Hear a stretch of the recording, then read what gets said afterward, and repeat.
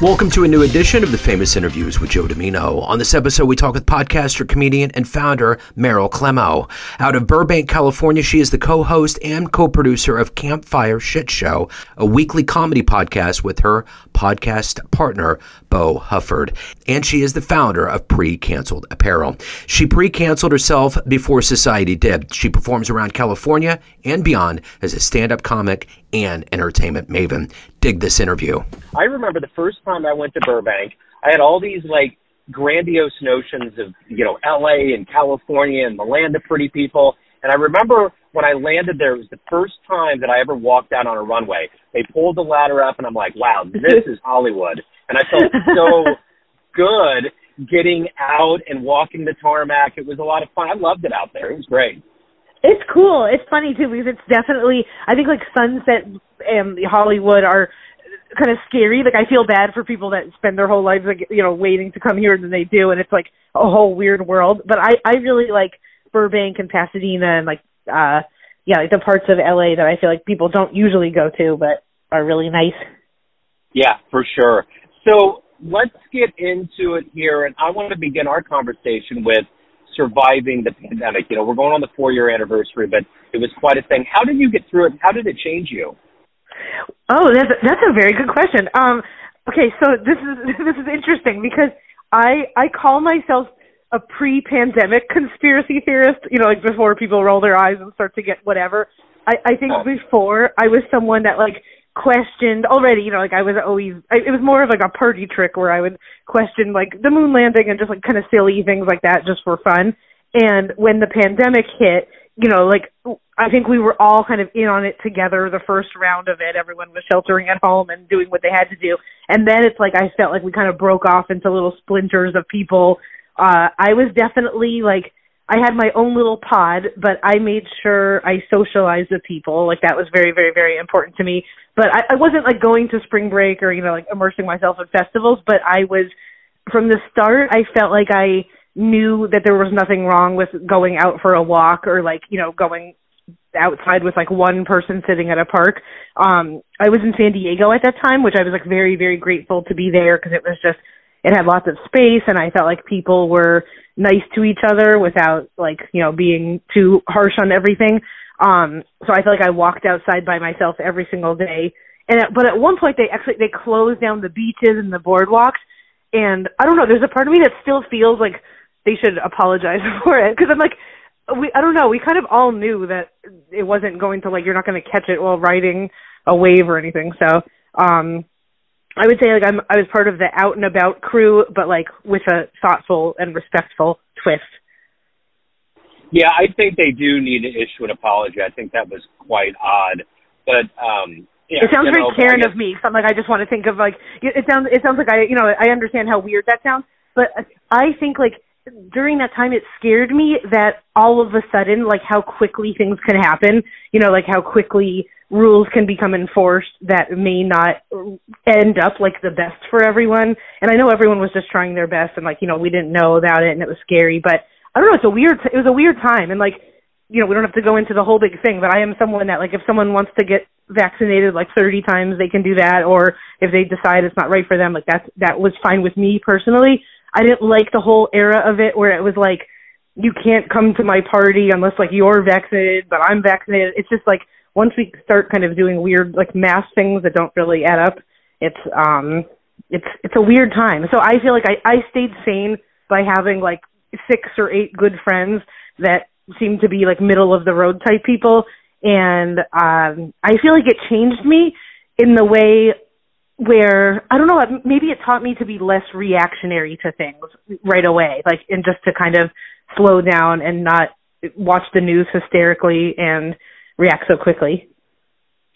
Yeah, I think the idea of living through that was the whole thing of George Orwell's cute until it becomes real.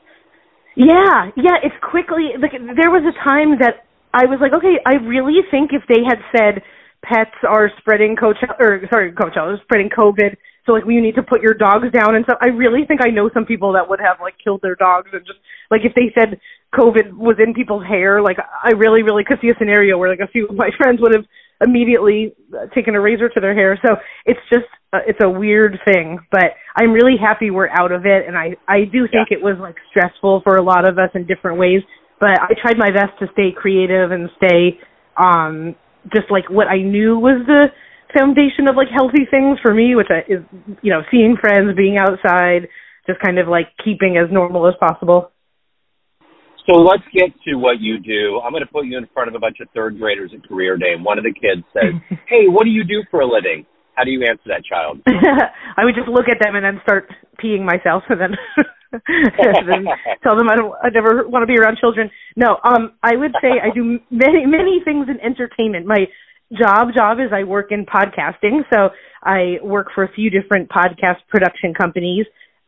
Everything from helping people write their podcast, you know, like writing show notes, to helping them with their script, making sure podcasts come out weekly for people. A few podcasts, I help them book their guests, which I'm sure, like, you know, the third graders would then ask if, like, Elmo could be a guest or something, and I would say yes.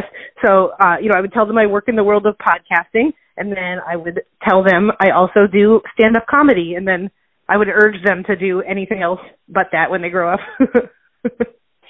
So what did you want to be in the third grade? What was your dream? I wanted to be the mountain lion in Benji the Hunted. There's a movie called Benji the Hunted, and there's a mountain lion that stood on a rock in the sunshine, and that's like, I would pretend that I was on the couch and just like pretend I was a mountain lion. And then I wanted to be Paula Abdul, and then after that, I didn't really have any career goals until I was probably like in my 20s, and then I wanted to work in the music industry, which I did for many years. In fact, side tangent, I know that you do another, like a jazz show, and I was so lucky where when I was in school, I interned at the Syracuse Jazz Fest, which was like a huge, you know, it showed me the music industry. And when I moved to San Diego, I dated a boy from the jazz station, so I always find myself immersed in the jazz world. It always finds its way, yeah. It'd be interesting if there would be like a mythical combination of a mountain lion and Paula Abdul. That might right? be fun. Just like dancing the Diet Coke commercial, but then like clawing people. Yeah, so yeah, I felt like I didn't really have. It was honestly like I fell in love with this. The people in their 30s and 40s will know, but there's a band called Live. You know, a band Live from Pennsylvania. Oh yeah, of course. Yeah, so part of like the 90s rock.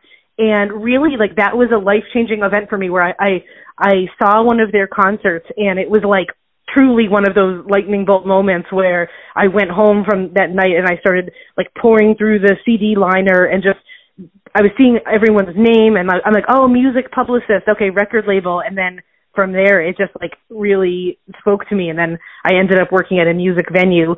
But truly, like, it was seeing that band live that really, like, shifted everything for me then at the time, and really, like, just showed me I wanted to be in the music world, and, yeah, it was really fun, and then I felt like I kind of saw podcasting as, like, the next version of that for me, and then jumped onto that. Yeah, live. At this point, the third graders would be sleeping, by the way, by this time, yeah. They would be napping. Yeah, exactly. Yeah, live has that same effect of yes, like, so what show are you going to tonight? Yes. No. What concert are you going to? I know. Yes. Listen, what show? And then you can do the same thing with live, you know? I know. And it's funny because they always talk in interviews, they say that they didn't really think that through. And especially now, too, I was trying to get my friend's mom into live, and she was trying to tell her Spotify player, like, you know, play live. And so I'm like, just ask for the song Lightning Crashes and it will be okay. So, but yeah, I don't think they thought that through in terms of like search history and tour marketing. Well, it would be fun if there was a band called Pre-Recorded and they opened up for them. And that whole thing. Oh, that would be good. You know? It would just be great. That is really funny. You know, I thought during the pandemic it might be fun for Sirius XM to come up with a station called Applause, and it's just all kinds of applause from different concerts because we were all missing live music. So that might have been a fun way to do things, you know? Yes. And it was weird, too. I did some Zoom stand-up shows. Like, for me, I would rather be by myself, like, in a field than celebrating someone's bridal shower on Zoom. Like, I am just not a Zoom girl, you know? And so I did a few comedy shows, like, from my computer in my kitchen, which was just a funny experience. But, I attended a Zoom bridal shower where they mailed me the balloons, and then I was like supposed to blow it up and do all that. And like, that actually makes me feel more isolated. So I'm definitely like an in-person kind of person. So, even though we're not together as we record this, but I think the pandemic definitely, I was very lucky that I felt like I had a good group of people. I can't imagine people feeling isolated during that time. Absolutely. I totally agree. So let me ask you this. Who's been a hero for you in your life? Oh my gosh. First off, definitely both my parents. I feel like I'm still lucky enough to have them, and they demonstrate the character of humanity that I just really love so much, and in different ways. Like my mom has been able to, she just started working, they're supposed to retire, but she just got a job at SeaWorld, like in the education department. And so she just shows me that it's never too late to kind of reinvent yourself. And then like the inverse of that is my dad, who has had the same job as a professor for like years upon years, and just like he's an example of what happens when you just stick with something and really like give something your all. So I'm obsessed with my parents, and then really like I draw a lot from, even though like I'm not a musician myself, like artists like Alanis Morissette and Tori Amos and Natalie Merchant, like women musicians and artists I really love, and they inspire me just to, kind of be the little artist inside myself. So let me ask you this. You've probably met a lot of people in the industry, and especially where you're at, but if you could meet one person alive on the planet that you find inspirational, that you look up to, who would that be? Oh, my gosh. I used to say Ellen, like way, way, way back in the day. I was an Ellen fan, but hearing all the stories of her not being able to have people make eye contact with her, and, like, the conspiracy side of me says no thank you. I would say probably Alanis Morissette. Like, I love her. I also loved, I have been part of, like radio stuff before where she's in a good way. She protects herself and doesn't really do a lot of meet and greets, and I love that for her. So I want to meet like an Alanis, but one that wants to meet me. So let me ask you this. What's your motivation every day? What gets you out of bed? What motivates you to do the work that you do and ultimately evolve as a human? That's good. Caffeine and the commitment to like my own higher purpose, for sure. The commitment to like being aligned with myself and growing. So what's your favorite moment being in the entertainment industry, whether it was a response after the fact or during what you were doing, anything in that realm? What's been one of the best experiences? Oh, that's cool. One of the best experiences was about a couple of months ago, I had my parents come to a comedy show that I was on at the La Jolla Comedy Store, and it was so fun to be able to, it ended up being like a really good show, a really lively show. It was sold out. Like I was part of an awesome show with a lot of other great comics, and seeing my parents like laughing alongside, and just, I could tell they were really proud of me. And that, after I got off stage, I had to like tell my parents, don't look at me, I'm about to cry, and I don't want to be like a little bitch in front of everyone. So I think that was really big for me to see. I have this like picture that one of my friends took of my dad like watching me on stage, and every now and then I look at it and I get teary-eyed because I think that was something that really meant a lot to me. So let's say you have a dream tonight. You run into a 20-year-old version of yourself, and you could give that young version of you a piece of advice based on the wisdom you've gained, the life you've led. What advice would you give that young version? Ooh, drink more water, for sure. Stay hydrated. Don't sweat boys. Like, I feel like a lot of younger me put a lot of energy into men. And, I mean, I love men so much, but, like, figuring out why he's texting, why I'm not texting, all that stuff. So I would say, like, the way I am now, which is just kind of more loving all parts of life and really liking the life that you're living and, having people like as a result around that. And yeah, I would say like I've been pretty good about not letting fear stop me, but I would say being more in touch with the things I'm afraid of doing and just pushing myself then and there to do it. So of all the things you've done, accomplished, overcome, and become, what are you the proudest of? Probably, I think a lot of times, you know what? Honestly, I have very special long-term relationships and friends. Like one of my like the biggest things, my currency in life is having some friends that I've had since first grade and maintaining those relationships and having like really deep friendships of people that know you and support you. Like all the outside, I feel like I've met like a ton of celebrities and, you know, like concerts and VIP stuff, and that really, like truly, I kind of don't care about that. Like the stuff that I really, really care about is having these friends that like don't care about any of that, and I just feel really connected with, and they make me feel rooted in life. So Meryl, everyone out there has a perception of you, family, friends, fans, colleagues, but ultimately you run the show. What's your perception of you? Who do you think you are?